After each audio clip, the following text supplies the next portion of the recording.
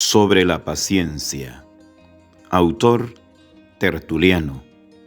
Capítulo 5. Continuamos con nuestra disertación, porque no es ocio, sino utilidad, que se traten argumentos básicos para la fe. La locuacidad, aunque sea reprobable casi siempre, no lo es si se entretiene con temas constructivos. Pero cuando se investiga sobre alguna cosa buena, el método más adecuado exige que se estudie también lo opuesto a ella, porque de esta manera se verá con más claridad lo que debe seguirse y por consiguiente con más precisión lo que debe evitarse. Tratemos ahora, pues, de la impaciencia. Como hallamos en Dios la paciencia, la impaciencia, su contraria, es concebida y nace del enemigo. Con semejante origen queda claro cómo la impaciencia es contraria a la fe. Porque lo que nace del enemigo de Dios en nada puede ser favorable a las cosas de Dios. Y este mismo antagonismo es válido no solo entre las obras, sino también entre sus autores. Siendo Dios lo óptimo, y por el contrario, el demonio lo pésimo, se concluye, por esta oposición esencial, que no pueden ser indiferentes el uno del otro, porque es imposible imaginar que algún bien se origine del mal o algún mal del bien. Yo descubro los principios de la impaciencia en el mismo diablo, que no soporta con paciencia que Dios quiera someter la creación entera al que era imagen suya, es decir, al hombre. En efecto, el diablo no se hubiera dolido si lo hubiese soportado, ni hubiera envidiado al hombre si no se hubiese dolido. Por esto engañó, porque envidiaba, y envidiaba porque le dolía, y le dolía porque era impaciente. No es cuestión el averiguar si el ángel de perdición fue antes malo que impaciente, estando claro que la impaciencia nace con la maldad y la maldad viene de la impaciencia. Unidas entre sí e inseparables, crecen en el regazo mismo de su Padre. Y como éste ya desde el principio conocía por dónde entraba el pecado, instruido por propia experiencia sobre lo que más ayuda a delinquir, llamó a la impaciencia en su ayuda para lanzar el hombre al crimen.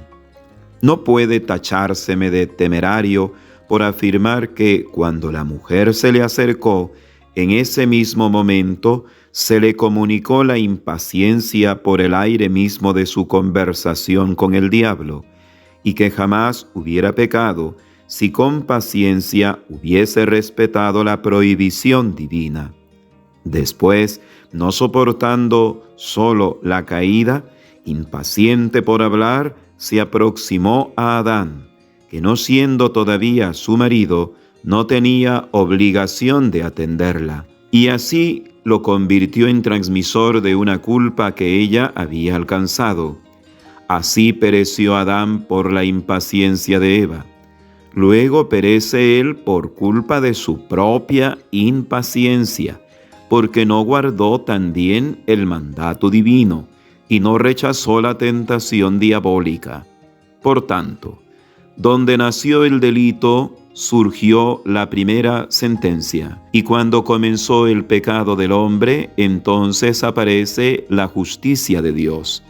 Además, con la primera indignación de Dios se revela su primera paciencia, ya que suavizó la violencia del castigo, maldiciendo solo al diablo. Aparte de este delito de impaciencia, ¿qué otro crimen había cometido el primer hombre? Ninguno. Era inocente, íntimo de Dios, moraba en el paraíso, pero no bien cedió a la impaciencia, perdió la sabiduría divina y la capacidad de gozar de los bienes celestiales. Desde ese momento es condenado a trabajar la tierra y desterrado de la presencia de Dios empezó a ser fácilmente dominado por la impaciencia y por todo lo demás, con lo que luego seguirá ofendiendo a Dios. Porque concebido este germen diabólico y fecundado por la maldad, procreó una hija, la ira, que ya nació amaestrada en toda clase de maldades. Así, la impaciencia que había sumergido en la muerte a Adán y a Eva, enseñó a su hijo Caín a cómo ser homicida. En vano atribuiría yo todo esto a la impaciencia, si Caín, el primer homicida y fratricida, hubiese soportado pacientemente el justo rechazo de sus ofrendas, si no se hubiese encolerizado contra su hermano, si finalmente a nadie hubiese matado, porque sin ira no habría matado, sin impaciencia no se hubiese airado, lo cual prueba que la ira realizó lo que la impaciencia había planeado. He aquí los principios de la impaciencia, todavía pequeña, aún en la cuna. Luego, cuánto horror con su rápido crecimiento, porque si la impaciencia fue la primera en delinquir, pero no solo fue la primera, sino también la única madre de todos los delitos. Es la fuente de la que arrancan los distintos canales para todos los crímenes. Ya hablé del homicidio, el primero de los cuales lo ejecutó la ira. Sin embargo, tanto este como los demás pecados que le siguieron tienen por causa y origen la impaciencia. Quien comete homicidio, hágalo por enemistad o por robo, antes que el odio o la avaricia, lo impulsó la impaciencia. Ninguna violencia existe que no sea fruto de la impaciencia. ¿Quién hubiera llegado hasta el adulterio si no hubiese sido impacientado por la lujuria? ¿Qué empuja a las mujeres a la venta de su honestidad, sino la impaciencia de conseguir el precio de la propia explotación? Y así todos los demás crímenes que son gravísimos ante Dios. Esto es tan cierto que, en síntesis, puede afirmarse que todo pecado ha de atribuirse a la impaciencia, ya que todo mal es impaciencia contra el bien. El impúdico se impacienta contra la honestidad, el perverso contra la bondad, el impío contra la piedad, el revoltoso contra la tranquilidad, hasta el punto de que para hacerse malo basta con no soportar el bien. ¿Cómo no va Dios, reprobador de los malos, a ofenderse contra tal monstruo de pecados? ¿Acaso no está claro que Israel pecó siempre contra Dios por impaciencia?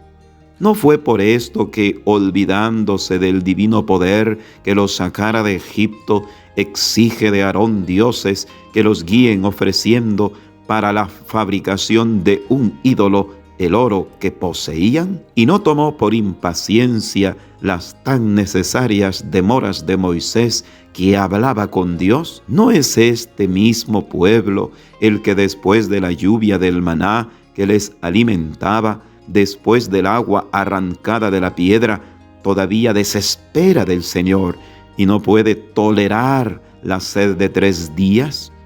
Esta impaciencia le fue echada en cara por Dios.